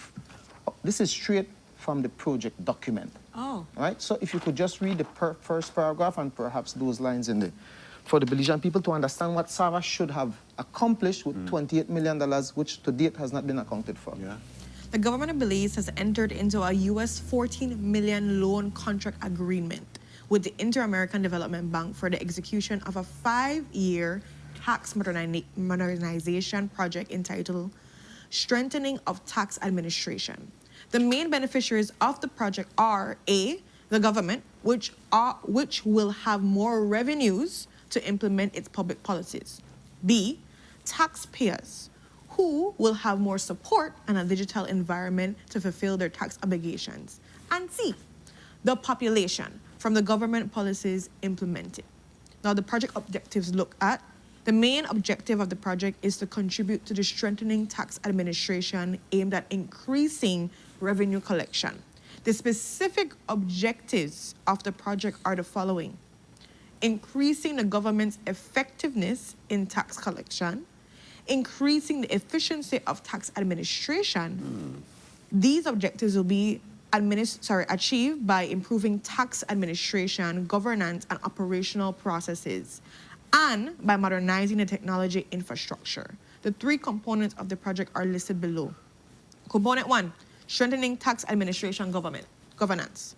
Component 2, improvement of operational processes. And component 3, which is modernization of technological infrastructure. How much money we're borrowing? 14 million. No, in Belize. Sorry, how much was? That's 14 million US. Yeah, US. So that's $28 million. 28. And we're asking for an accounting of this. You have spent $28 million on the backs of your children, my grandchildren, and future generation. Where is the report? Yeah. Did the project achieve what we borrowed the money What for? components are we at right now? Like, what's going on? Like, in a project, you have to have a project report to be able to see your deliverables. You have to mitigate the risk. You know this, Kev. People that deal with projects understand this are the language where you have to understand fully. But so, had we achieved these objectives, would we need a SARA today? Absolutely not. Because the same arguments that they're trying to use, which they cannot properly put together, should have been achieved under $28 million. And like I said to the team on the 18th, we did not achieve what we were supposed to achieve because we had a dysfunctional project unit. At no point in time over the last 5 years, I think we had a completed project unit, perhaps only the beginning. The resignations just kept on coming and coming and coming because the management of the Belize Tax Services Department was not suited in the first instance to transition. So the question here, as in regards to showing, the account of how this money was spent and what are the outcomes of the investment. Yeah. What has the response been? Are you going to expect to get the report, or well, where does that It's a very leave good us, question. Without disclosing too much of the minutes of that meeting, I want to go to the comments made by the Ministry of Public Service in that meeting. It says the minister stated that the ministry has not received any draft documentation required for review. He emphasized that consultation can only occur when draft legislation, HR structures, financial analysis, implementation, and plans governance framework are completed. So he asked, we need a report on SARA. We need a report on the amalgamation, We need a report on what did we achieve versus what we did not achieve, and how will the statutarization now improve what we did not achieve? Yeah, what's the gaps? What are the gaps? Nothing. Absolutely nothing. We don't know where to start from. But if that's the case, the financial secretary then sends us a letter to begin the new year or to end up the new year, whereby he is saying to us that government acknowledges the agreement and all that were happening at the meeting, but he is saying to us that where the consultations and circulation of any government is concerned, and I will quote, with respect to the request for the circulation of all documents related to SARA, I wish to clarify that internal working papers and technical advisory reports and draft analysis prepared for government's consideration are not subject to circulation. So the financial secretary and the Ministry of Finance wants us, just like the BTLD, but just to that, man, we trust you. No. Sir, we don't trust you, Mr. Financial Secretary. Your history speaks for itself. And you're saying to me that we're the CARTAC report, because they started making this argument, well, the CARTAC they recommend. Fine.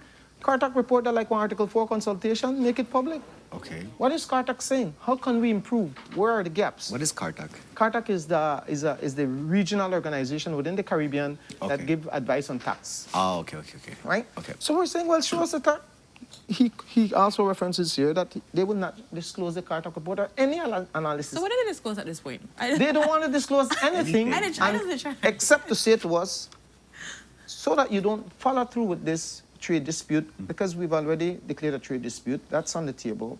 It is for the membership to decide what form of industrial action they wish to engage in. We will hold off on this implementation until October 2026. And I said to them, part of the agreement was that we form a small working group comprised of a representative from Union, MOF, Ministry of Finance, Labor, and the Ministry of Public Service. Okay. To make sense of this thing. Something have to make sense, because with no information. So we said to them, we're already in the first month. Give us a timeline when you intend to put together this working committee to start looking at what has been proposed. And they say, there is no urgency for that. When we have what we want to give to you, then we will put that together. And I said to them, February encore, March encore, May encore, and then you want to push something for me in July or August and roll out it in October. It don't work. So it will not work that way. Yeah. And if we cannot get this group together this month to start looking at what the hell, nonsense, and without being disrespectful, but the foolishness that was submitted to cabinet, if we cannot understand what was submitted to justify this, Sarah, then we'll have problems. And in an era when we should be more transparent, more open, more inclusive in our decision making, this is the attitude being perpetrated by these people who call themselves public officers who should know better. Right. Mr. Waite has been in government for perhaps over 30 or 40 years, from the cradle to the grave, it would seem. And this is the kind of correspondences that he dare sends to the union. I've said to them, you may have done things differently under different leadership or under previously, but under this leadership, we will hold you accountable and we will question every single decision, because when cabinet makes a policy decision, and the Belizean people need to do that policy decision has to be scrutinized by the House of Representatives, by the Senate, and by the Belizean people. Cabinet decisions are not divine decrees. It shouldn't be at all. It's not. So we will continue to do our advocacy job to, as they say, unveil what we believe is not a solid plan. Because if Sarah is not gotten right, Kevin and Renata, and the Belizean people, it will impact on all the social services that we're currently receiving. Okay. Because money has to come from somewhere. Just like how we currently, the proposal is to grow Sarah from an administrative standpoint. So we will see a 40% increase in staffing, which could translate into that we don't know what will be the eventual growth in expenses. That money has to come from somewhere. That money is currently earmarked for road infrastructure, for service depth, for food pantries, for health services, for scholarship. So if Sarah will be keeping more of the money that is currently going towards the Consolidated Revenue Fund, then what the hell we do with the social services? So we have to get it right. We are all for better governance, better efficiency, better tax administration, and for everybody to start paying their fair share, because the avoidance and the evasion is obscene. Definitely. So we support a modernized tax services department, but one that is guided by good leadership and one that is sound and backed up by data and analysis, not the foolishness way than the push currently. Yeah. It definitely raises more questions, you know, as in regards to where we are, what is going to look forward to from now to October. And I can see you doing your role as the president of the union, you know, raising these concerns, sharing it to the public. So my question is, how can union members and the public absorb this information? How do they interpret it? And what would you like them to do with this information that you're sharing? Well, I think, and we had a meeting with the general membership on Thursday to say to them that they need to inform themselves and understand that this is not an HR issue, as the Attorney General would want us to believe and think. This is not an issue, this is an economic issue. And everything HR, everything social hinge on the economics of SARA, because SARA is one of our biggest. So the people of Belize need to start asking, and I said, the way our democracy should work is that we should be questioning our representatives. What do you know about this, sir? I know if I ask my one, he don't know nothing. And I say that with the utmost of respect, he doesn't know anything. And I challenge him to make any statement as far as he's aware of this.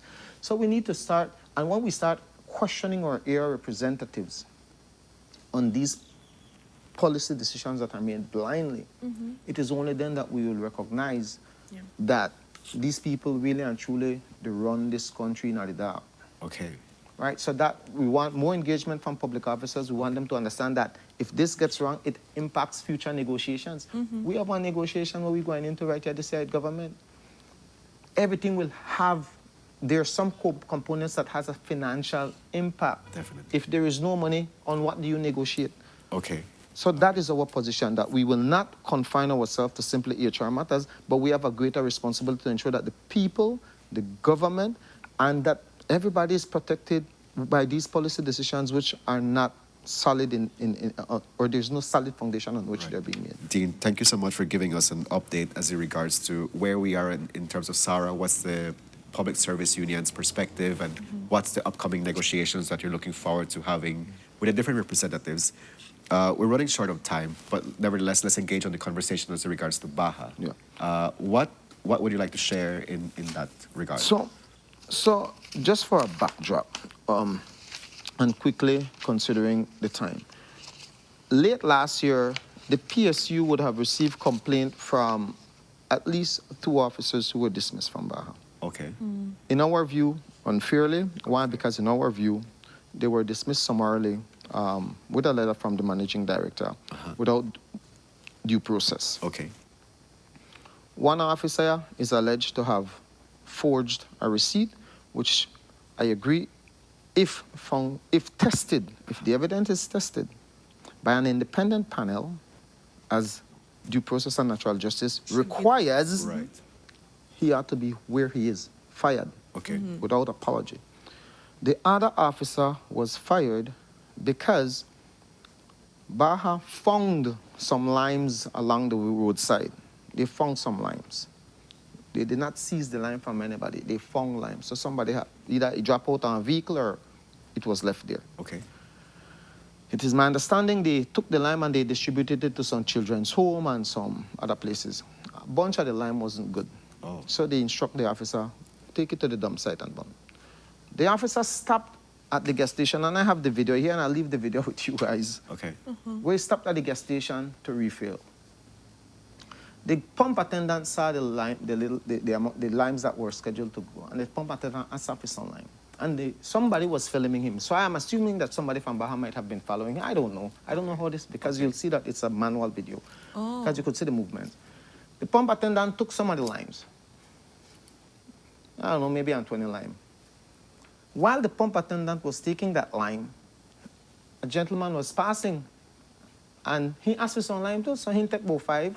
And one lady made the pass and she took 5. I mean, live, you know, like people want live these days. But they're not sack of lime. The lady took 5, the man took 5, and the pump attendant took. Okay. And the man get fired.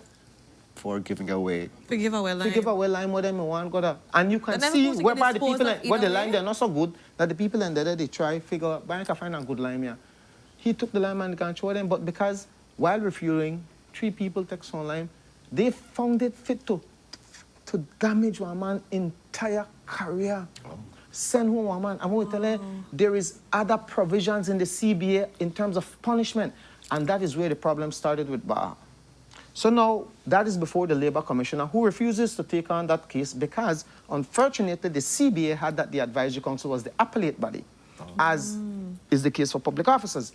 But the Constitution that governs the Belize Advisory Council does not provide them with that authority to hear appeals. So they wrote to us and said, we can't hear this appeal. So the CBA is flawed. So we have to fix the CBA to create another independent appeal tribunal. And we've agreed via correspondence over December that will be the Labor Complaints Tribunal. But where those 2 officers is concerned, I just received a letter from Baja last week where said where those 2 officers is concerned, that's it. We will deny them any right to appeal. Wow. We're moving forward. And if they want to appeal, they have to find money and go to the Supreme Court. Which is not the spirit in which the CBA was written or the labor laws are written. Yeah. And it is that we have a problem with. So what Baja did, I don't know if the board is aware of that. But the board of Baja. The board of Baja, because these are discussions with the managing director. Very well. So we got this memo, and this memo says that effective January 1st, the board wishes to announce that they have approved a 10% salary adjustment for all Baja employees. Of course, the officers, we met with the staff, and the staff would have given us instructions in terms of how, and that the fact that they stood by these 2 people and that we need to get an appeal mechanism in place for them. Well, I don't know if this is a teaser to make the staff back off and say, bye, left them 2 ballet and make them suffer the injustices there, but it could happen to anyone, I think. Yeah. Today it could happen because the mechanism has not been signed. And it cannot be that an injustice that is being perpetrated against one of our officers will turn one blind eye. But they got this 10%. So we wrote to Baja and said, okay, we congratulated Baja on this decision. We don't want to go on the officers 10%, fine, no problem. We're not got no problem with that because that is what we do. We negotiate to try to improve better working conditions. But the CBA, however, says that where you're changing the terms and conditions of service, you're supposed to notify or consult the bargaining agent. And we said, so as the bargaining agent, while we're grateful for this initiative, we would like for you to disclose the sustainability plan and how the board come up with the decision, because we've been asking you for improved benefits for these people since we started negotiation in 2000, which we signed until 2023. And this CBA that we have with Baja expires in August, and there will be financial implications. So we're saying, give them we have no problem with what you want to do, but you have a duty to tell us where the money came from, how you are sustaining it, and we're also reserving the right to say to you that this will not stop us from negotiating a better, improved benefit package in August 2026. What did Baja do? Baja took out a petition against the union. And Baja, bright and early Friday morning, had officers going into office to say that the union doesn't want the people and get the 10%, and then if you sign this, that they don't want the union. Oh, wow. They took a Baja vehicle or Baja vehicles and had people driving across this country gathering signatures. Suppose them people may scratch on the way. Why are they wasting it? We are saying you have a right to pay these people, but you have a duty to inform us for comments. Because had we done an analysis on the financial statements, which to date Baja refused to disclose, even though they're a public entity, they're a public service, registered as everybody. Had we done an analysis, maybe these people could have gotten 20% raise, maybe 25% raise. Right. So this 10% is good, but we want to see the statements, the financial statements, that perhaps it could have been 20. So now maybe in the new negotiation, we could go for another 15. But they refuse to do that. And in union busting now, they've collected signatures. I don't know what's the purpose of it, because they paid last week Friday, from what I understand. And the threat was that if you don't sign it, you don't get the 10%. Wow. Oh, wow. That's the wickedness being perpetrated by Baja. And this morning I have to call out the managing director and her management team. You people are not fit for leadership. And I'm hoping that I can get a meeting with the new minister to put him on check one time that you're already gone. We are continuing to have a problem with this managing director because of the way how these people think. Devious. Devious. And so that is currently the situation with Baja. We, again, support the 10%. Okay, thank you for clarifying that. We want the analysis to ensure that it couldn't have been 20 or 25%. Okay. That's good that you clarified. Thank you very much for that. Yeah. Yes. Because I want people to understand where it's coming from, because a lot of misinformation is going around. Exactly. But thank you so much for being here, Dean. We really appreciate the conversation. We'd love to have a follow-up at a later point in time when maybe hopefully the working group has been situated and set up properly, or wherever it is it stands, and of course with Baja, with the negotiations, and what will be the new and the outcomes for these officers that were dismissed. Yes, we have to fight for those two officers. Like I said, Kevin, just set together the tribunal, the appeal tribunal, let them review the case, and who needs to go home, man. Do the due process, man. Just do the due process. Exactly. We're not asking for nothing out of norm. It's just do the due process, so people can be yes or no and move on from there. Allow people that at least. But thank you so much for bringing this to our attention and allowing persons to see what's taking place and the injustices, the miscommunications, and some of the lack there moving forward. I'm hoping that Belizeans will, like you said, start talking to the Arab, have more conversations, and understand fully what is the context and what the BSU is going through at this time.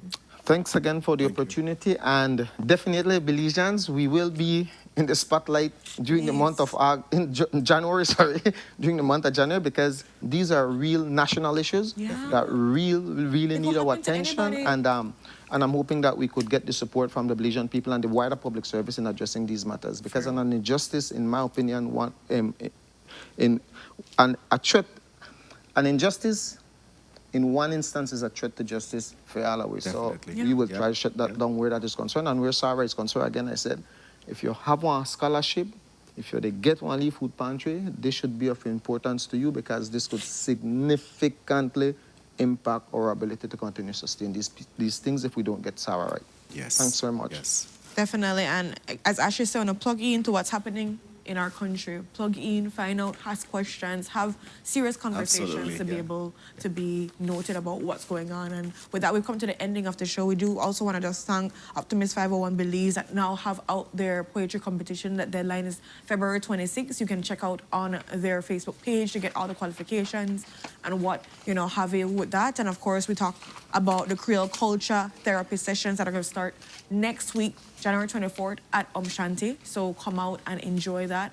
Reserve your spot too as well. And we've put also in the chat their Facebook page to be able to go into that. And of course, we're talking to the president of the PSU, Mr. Dean Flowers, and just finding out exactly what the struggle is, what the push is, what's happening for this 2026. Inform yourself, be about what's happening in your country, and have these conversations more often than not. So There you go. Take a breath. Take a breath. I breathe. We have 1 minute left. We have 1 minute left. Dean, what message would you like to leave with our viewers on this Monday morning? Thanks for the opportunity, Kevin. Well, Happy New Year, Belize, and comrades and citizens alike. My desire for this year is that we understand that our engagement, we have a duty to our children. We have a duty to ourselves. I like that. We have a duty, and I'm praying and hoping that each of us would find it within ourselves to really ask ourselves, what am I doing to make this country better? I like that. We have to stop this attacking and tearing down. And people have to understand that, Kevin, your political views is your constitutional right. Vote your red, vote your blue.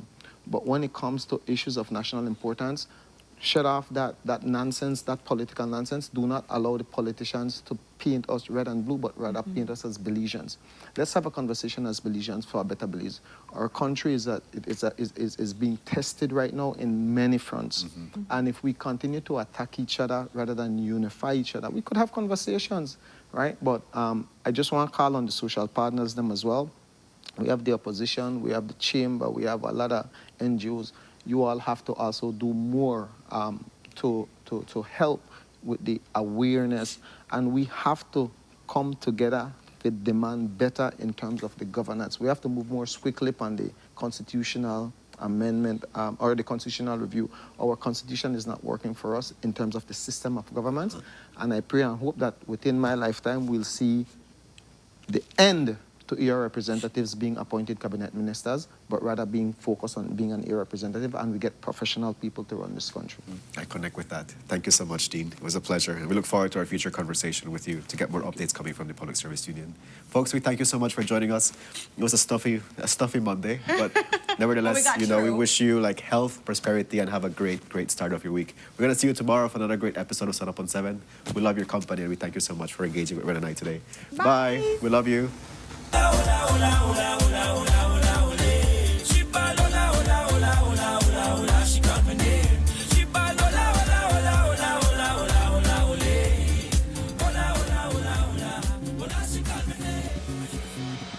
A place to call your home, a place where you can grow.